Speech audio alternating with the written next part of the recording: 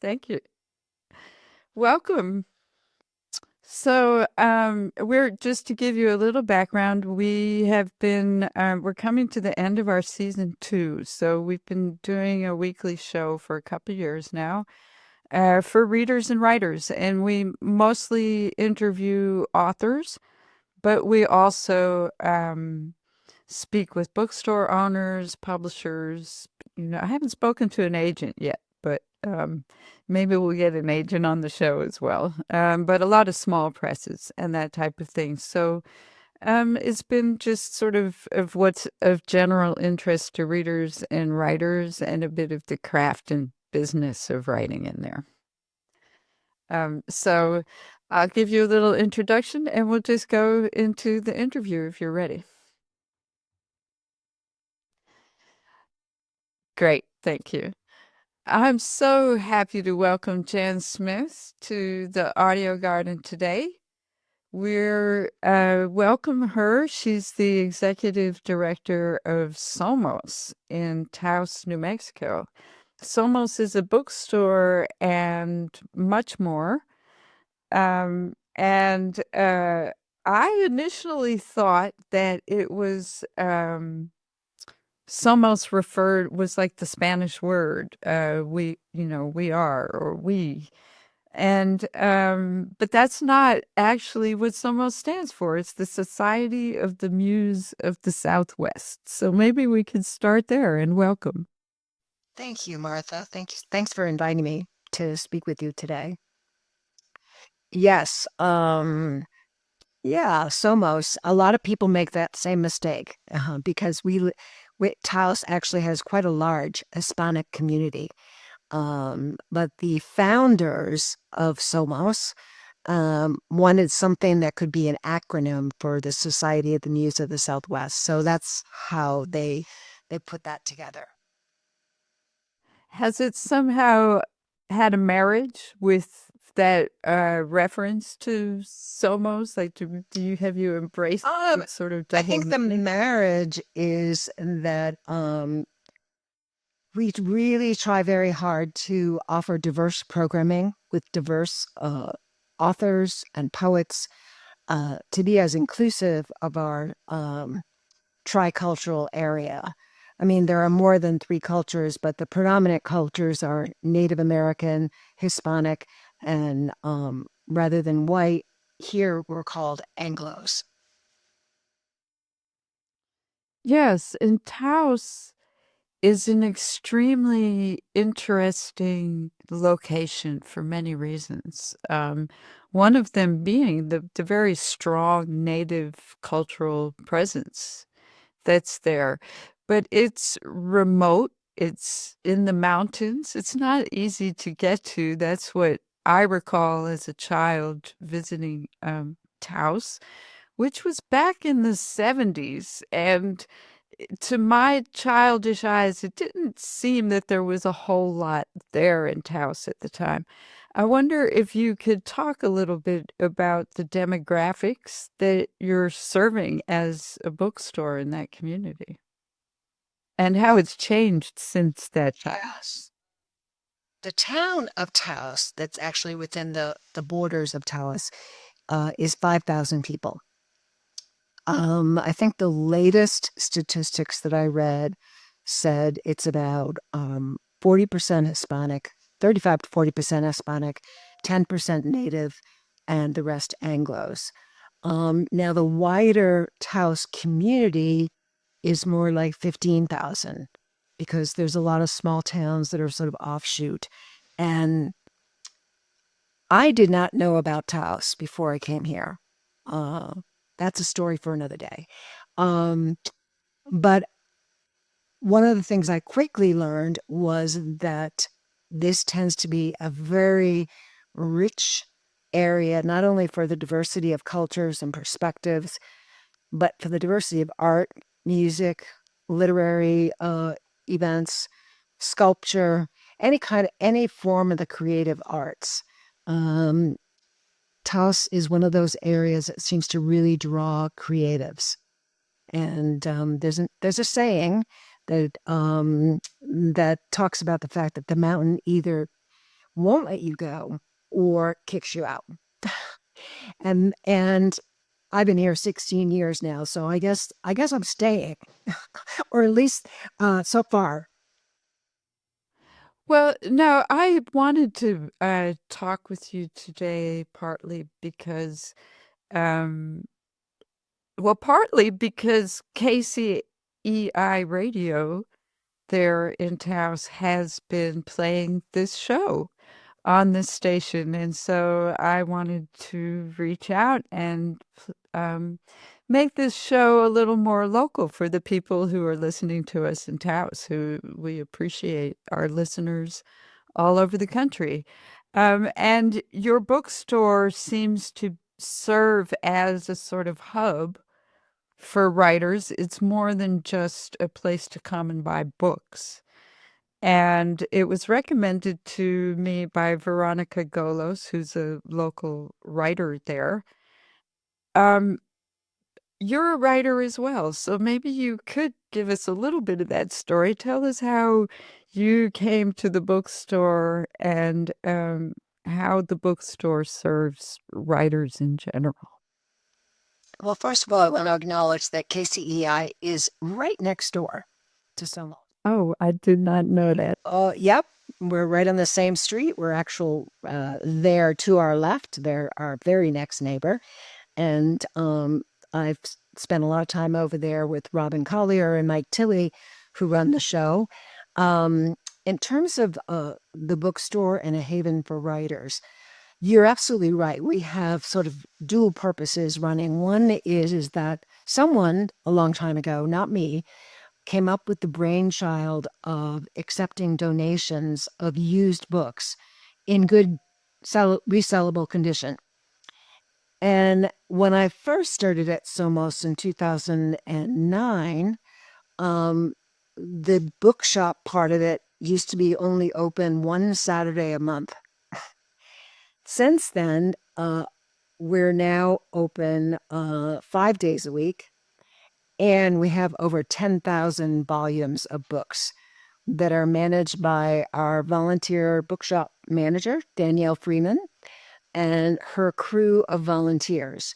And what they do is they clean the books, they sort them, and shelve them in different sections throughout the store. And if I can brag for just a moment, a lot of folks who come from far away, who travel to Taos from Colorado, Texas, Arizona, have often made the comment that it's one of the best bookstores they've ever been to because we get quite a selection.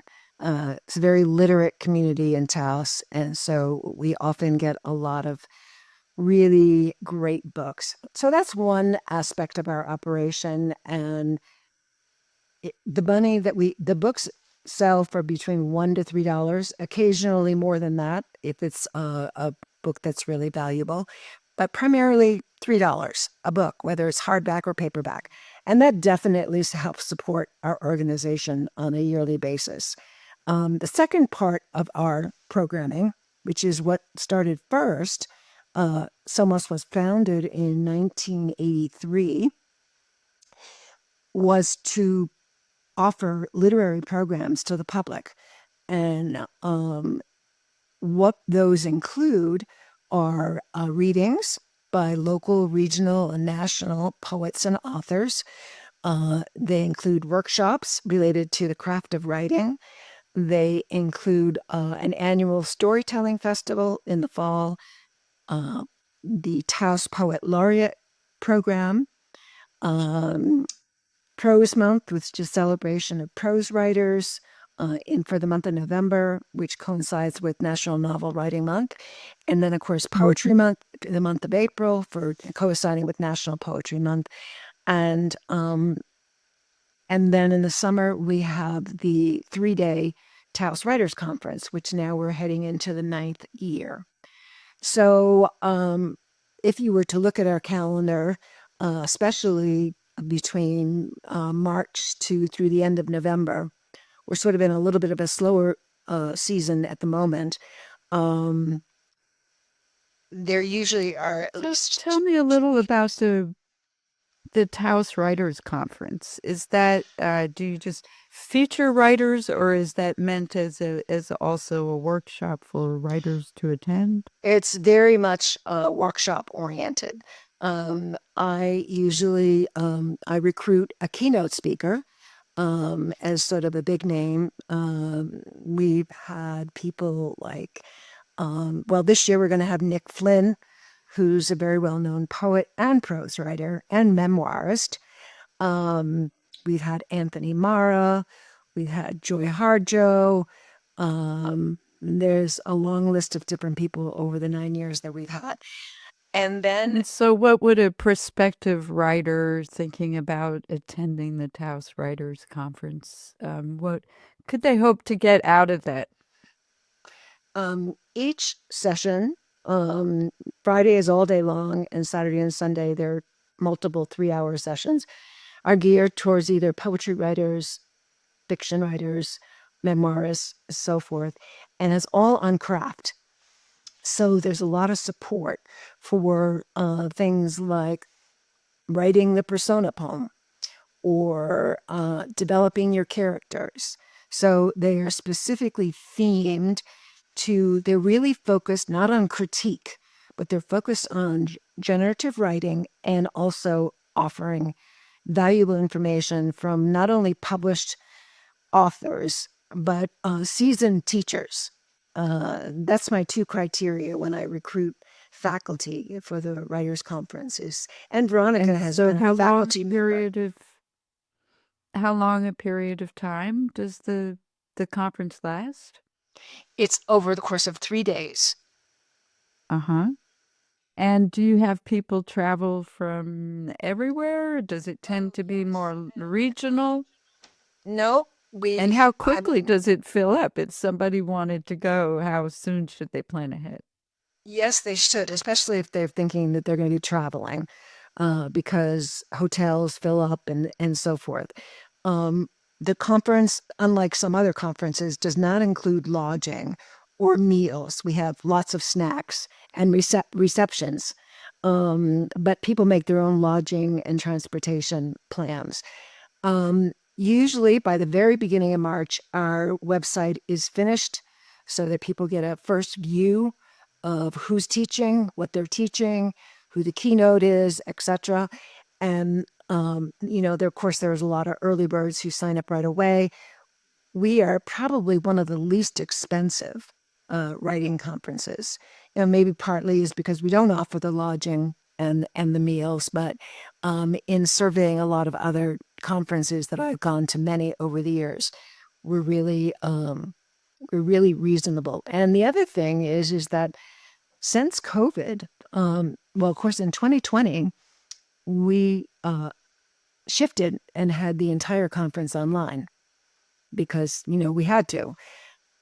But the good news about that is that now, ever since then, even since we've been able to meet in person again, I I make sure that 3 of the workshops in the 3 hours slot, which there are 3 of, are online. No, I mean 3 are in person and 2 are online, which has really boosted the diversity of our attendees because they don't have the travel expenses and they can just zoom in from home. And I think, a lot of people by necessity became familiar with using Zoom and spending part of their working day on Zoom. So that's a big advantage. The keynote is always live, but each period of time offers even on Friday, which is what we call we call them Friday intensives. They're all day long. We even offer 2 of them to be online as well. So I would say it appeals to the kind of writer that could be at any level of writing, a beginner, more of an intermediate or advanced, because the faculty are well published and they're also very experienced in teaching.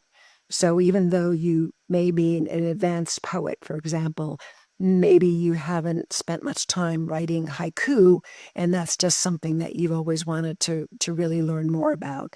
That would be something that would be available to you. And we keep the conference small. In reference to your other question about filling up, my perfect number is between 75 to 90. I don't want to go over 90 people. And we usually end up with about 80, 82 ish, because we have probably about, I would say, between 40 to 50% are from the state of New Mexico. And the other 50% are from neighboring states or as far away as California, New York, Minnesota, Missouri. And that's only increased since we're offering the online version. Right. So that seems like a great resource for any writer interested in working on their craft in a supportive environment. This is probably a good time to ask you how said writer might get in touch with you and find out more about that. Sure.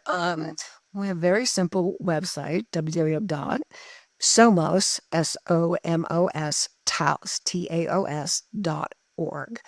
And right now, the only thing that's on the website about the conference are the dates, which are July 25th through the 27th. And there's information about the keynote.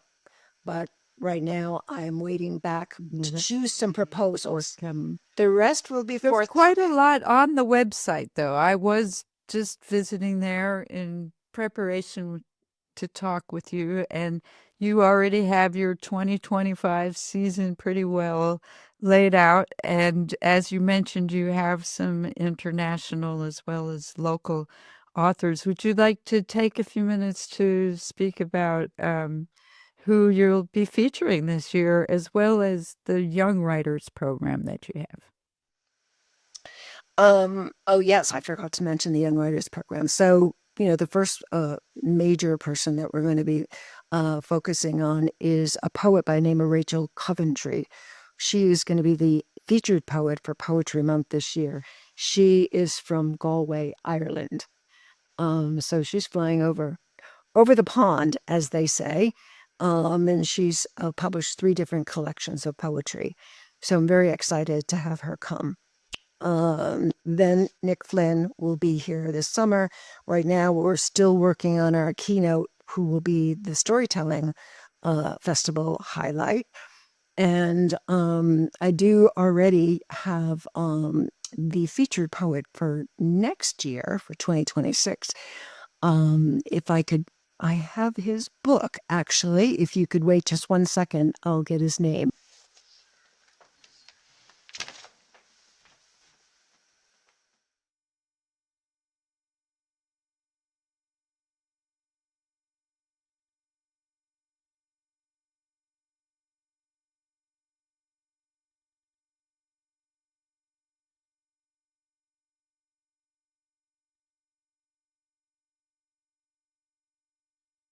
Okay. The name of his debut poetry book is called 2000 Blacks.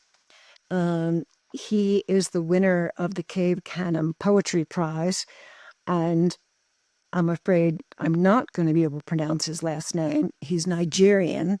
He's currently living in the United States. Abajola Talazi.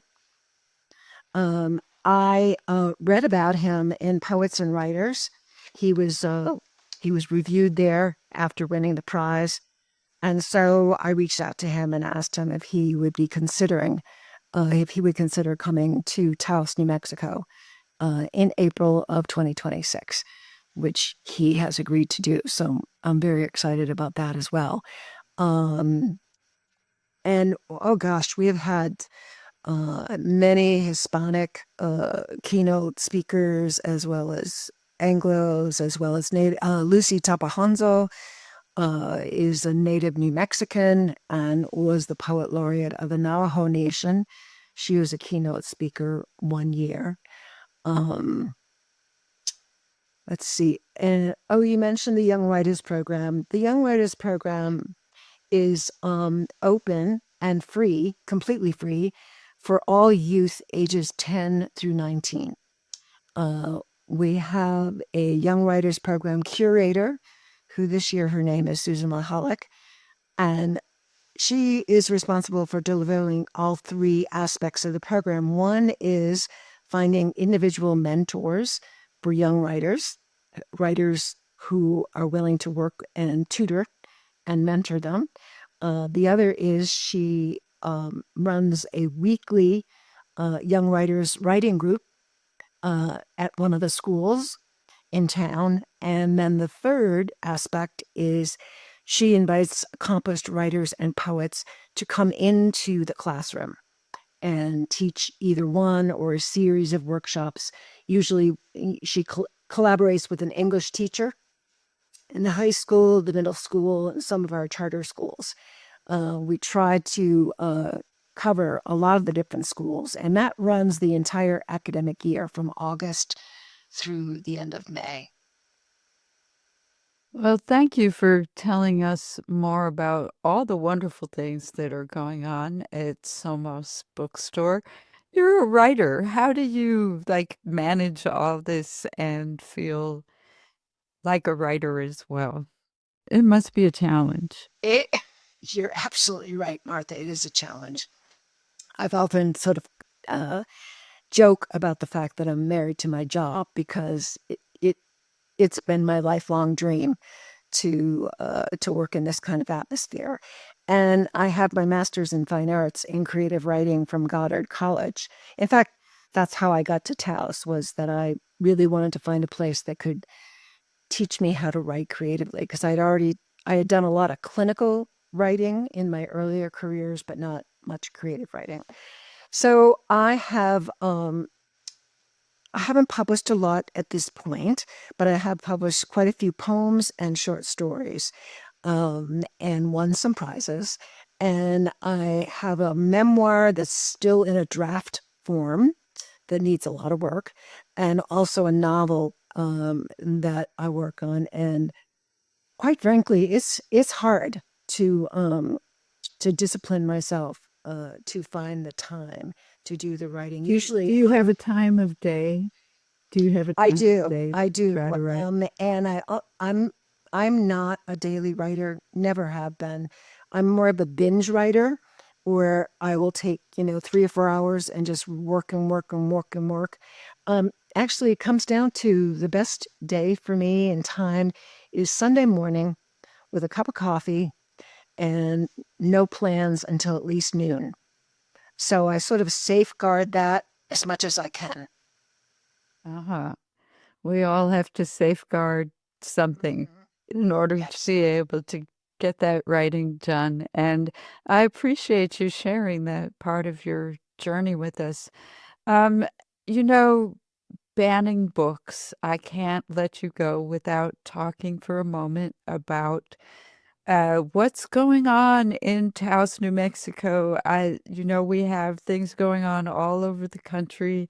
A lot of bookstores either put on either are somehow self-banning books, or they're going the other way and putting on displays of banned books.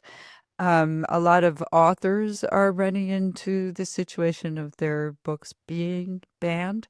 I wondered what it looks like from your perspective there in Taos and being a bookstore owner there. Well, I'm glad you asked me that question. There are no banned books unless they are luridly sexually exploitative, which we wouldn't accept as a donation, or uh, really graphically violent. Those are the two categories that we wouldn't accept. But other than that, we accept books. And we also have a section for all the local authors and poets to sell their books at retail. Yes, every year we do a banned book table, and some people continue to be surprised.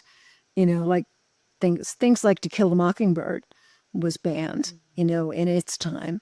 And I used to be able to say that I had never heard of an instance of banning books until very recently. I was talking to the library director of the Taos Public Library, and she said she did have one parent, and it was about a book for young adult that included LGBTQ characters, and she wrote saying that she thought that that should be banned. Well, luckily the library won because they're in Taos. It's well, as you probably know, New Mexico is predominantly Democratic and progressive, and very liberal in terms of being open-minded and accepting of diversity.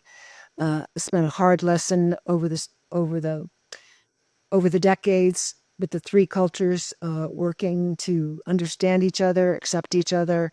But I think in the long run, it's been very positive because we have that kind of attitude not only to cultural differences, but lifestyle differences and disabilities and different styles. So that's the one book banning that I know of, but luckily it was not successful. Well, thank you for that, Jen. And I want to thank you so much for taking some time here in the audio garden to talk about your bookstore. I'd like to put you on the spot, if I may, and ask you to give me a sentence or two with the phrase, listen and be heard. Listen and be heard because I have a story to tell, as you have a story to tell. We're individuals, our stories will be different. And it's important that all voices be heard as we are challenged by the differentness in cultures, in populations, in class, in financial status. The more voices we can hear, the more uh, that people become accustomed to listening, even with points of view that they may not agree with. I believe that that is a surer path to acceptance. I know for me, one quick caveat is the fact that I really believe that a lot of people develop empathy as young children through reading because they are exposed to so many journeys and so many different characters. And that's why, it's so important, in my opinion, to start children early with being read What to a and ways. refuge Yes, it was for me, right? Yes, yes. absolutely. Yes. Thank you so much, Jan. People can visit you, find out more at somostaus.org. I want to thank you so much for joining us here at the Listen and Be Heard Hour for Readers and Writers. Thank you so much, Martha. And I'm going to be personally calling Veronica to thank her for suggesting that you contact me. Yes, we're going to have to talk to Veronica too. Yeah, is there any possibility of me receiving the recording, or should I just get it when it gets aired on KCEI? I will certainly make you, I'll send you all the links we posted as a podcast on our website. And Great, so it'll all be easily available to you. great. Thank you so much, Martha.